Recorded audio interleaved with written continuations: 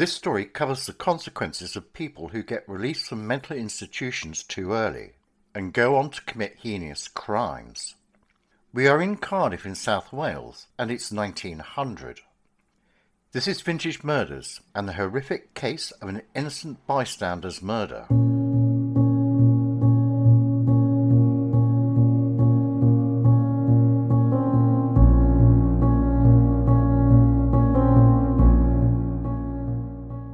A 63-year-old widower called Henry Blatchford lived at 13 Westbury Terrace in the Canton district of Cardiff. His wife Mary had died some years earlier, leaving him with 8 children to look after, although only one was dependent on him, who was his 20-year-old disabled son. His other sons lived locally. He was not well off and had previously worked at a paper mill, but had to leave due to illness. He made a meagre living by selling coal in the local neighbourhood from a handcart. He picked up occasional work from a dairyman called Sweetman, who had his premises near to where Henry lived. On the evening of Tuesday the 20th of February, Henry disappeared. One of his sons who lived nearby became concerned and started making inquiries in the local area as to his father's whereabouts, but this was to no avail. Earlier in the day, around 3 o'clock in the afternoon, Mrs. Sweetman had given Henry 8 shillings, 80p in today's money, to buy some spent grain from a nearby brewery. This was to be collected with the horse and cart, which was due to return to the dairy later on, when the daily milk round had been completed. Later in the day, Sweetman found the horse and cart, but no sign of the grain or Henry. He had been last seen at the dairy yard, which was situated in a residential area, by several passers-by with whom he exchanged pleasantries. One of them, Mrs. Hopkins, around 4 o'clock in the afternoon, shortly after returning home, heard a gunshot ring out, which was quickly followed by a second shot. This in itself was not out of place, as it was common for people to shoot pigeons in nearby woods. But other people also noted that they sounded unusually close by. In the evening, Henry's family became concerned about his absence and started to search the locality to try to find him, but with no success. And in the earlier hours of Wednesday morning, one of his sons went to the police station to report that he was missing. It was a Detective Kellett who took down the details. Due to the lateness of the hour, there was little that could be done, and decided to make inquiries first thing in the morning. He first visited the Blatchford household to gather as much information as possible, and accompanied by a neighbour, William Smith, they set about tracing Henry's last known movements. They arrived at Sweetman's dairy yard, where Henry had last been spotted, to have a look around, and approached a small shed, where Harry Blatchford was last seen, waiting for the return of the horse and cart. They were surprised to see Mr. Sweetman's son, Thomas, poking a smouldering fire with a stick. He did not see the approach of the 2 men, as he tried to burn the remains of an overcoat. Kellett grabbed the stick from Thomas's hand in an effort to retrieve the remnants of the badly burnt coat. This was later confirmed by other members of the family. Kellett immediately detained Sweetman, and while he had a look around the vicinity, noticed to one side of the shed a rectangular patch of recently disturbed earth. Curious about this, Kellett asked Smith to find a spade so that he could look into exactly what this patch was. Underneath the trampled earth surface was some old manure, and when Smith started to probe deeper, he hit something firm. It was Henry. Further digging revealed the whole of the gruesome remains that showed significant injuries.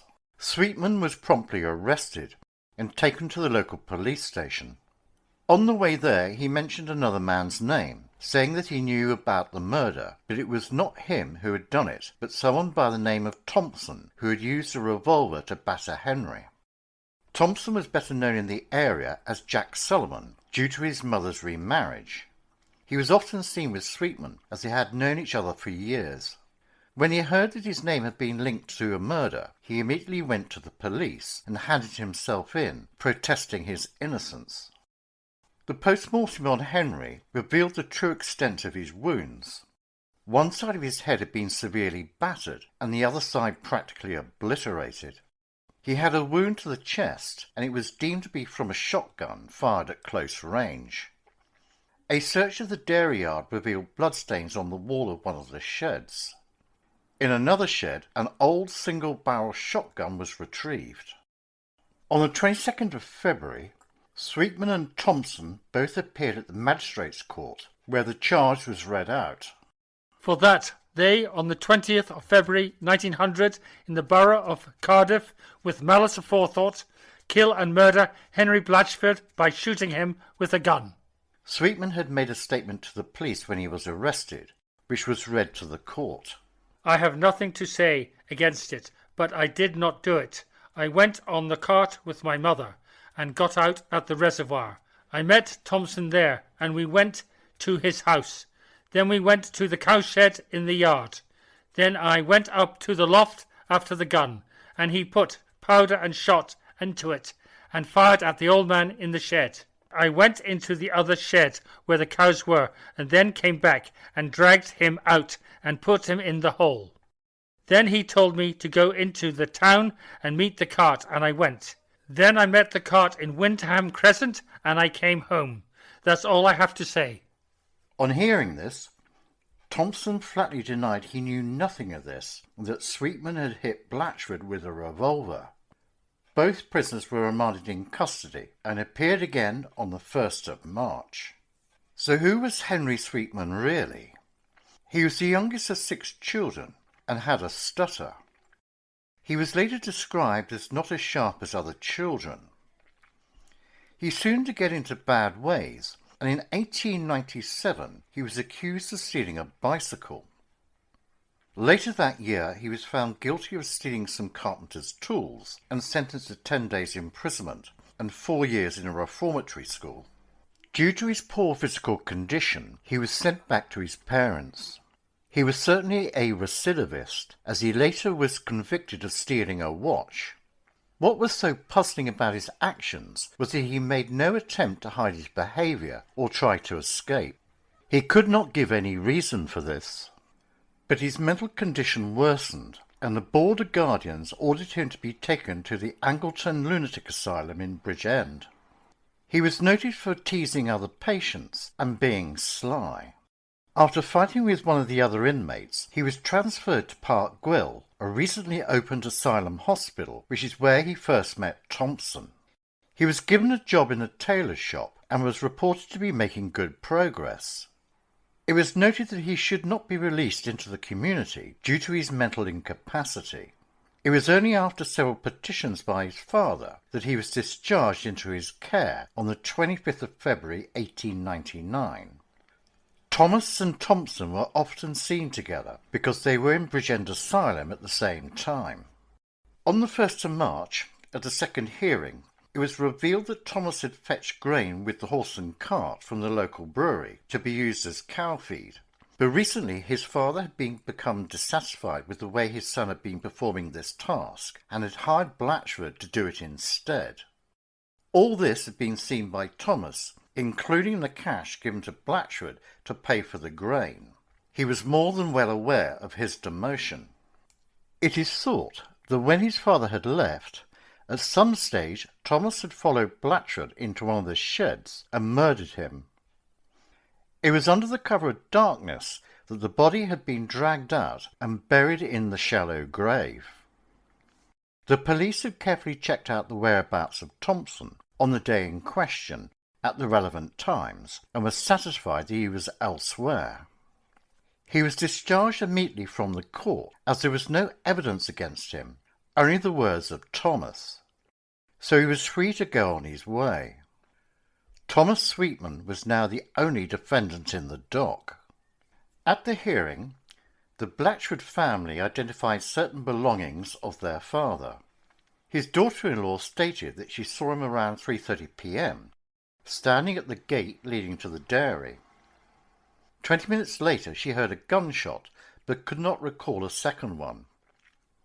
Sweetman's father testified that his son had been present when he gave 8 shillings to Blatchford.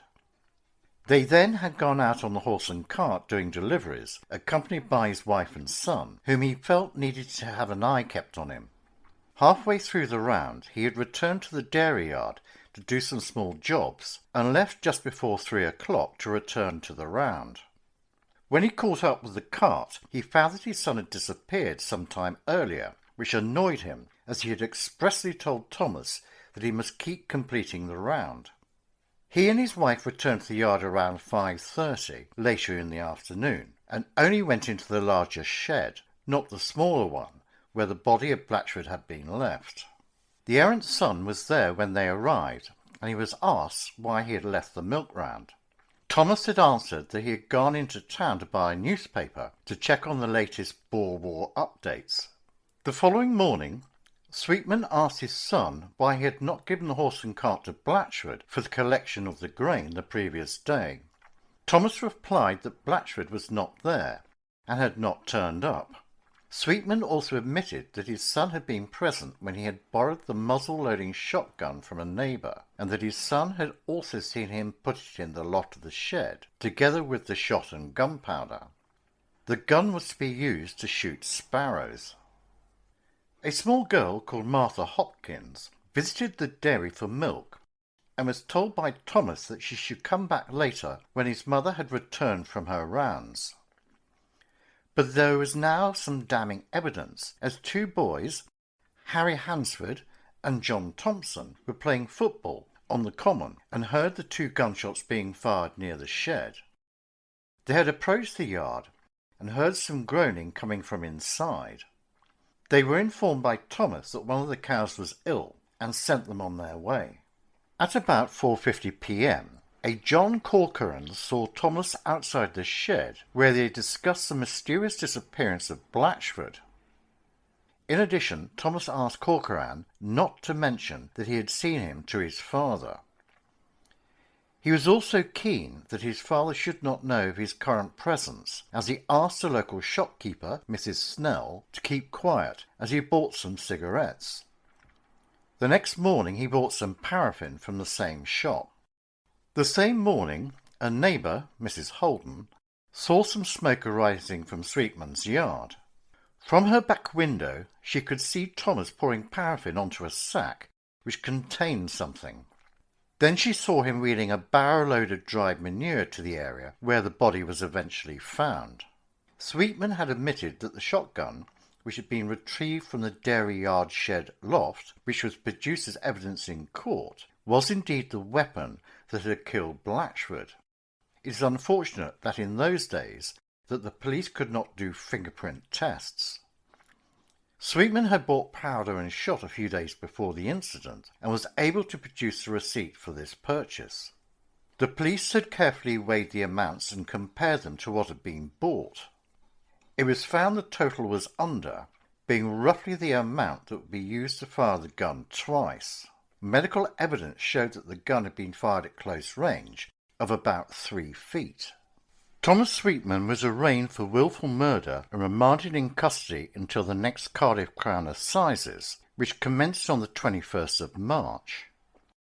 When asked if he pleaded guilty or not guilty, his defence counsel stood up and made the suggestion that there was doubt as to the accused's mental capacity, which meant that he was not capable to provide a plea, and it was down to the jury to decide if indeed this was the case. He had previously spent 2 years in an asylum before being released under the provisions of the Lunacy Act into the care of his father, who had been deemed capable of preventing his son being a danger to himself or to other people. A doctor called into court stated that in his professional opinion that the defendant was incapable of understanding the details of the evidence before him or what was going on around him at the hearing. The judge concluded that Sweetman be detained at His Majesty's pleasure in a secure asylum until such time that it was known how to proceed with the case. He remained incarcerated there for the remainder of his life. It had been assumed that the motive for the murder was that Sweetman's father had removed his son from the job of grain fetcher and given it to someone else. For someone of such low mental ability, the accused has shown incredible cunning, planning and execution of his plan, even to the extent of blaming the crime on one of his totally innocent friends. To load the shotgun with powder, shot and percussion caps is no mean feat, even if you are practiced at it. This is one story that was never going to have a happy ending.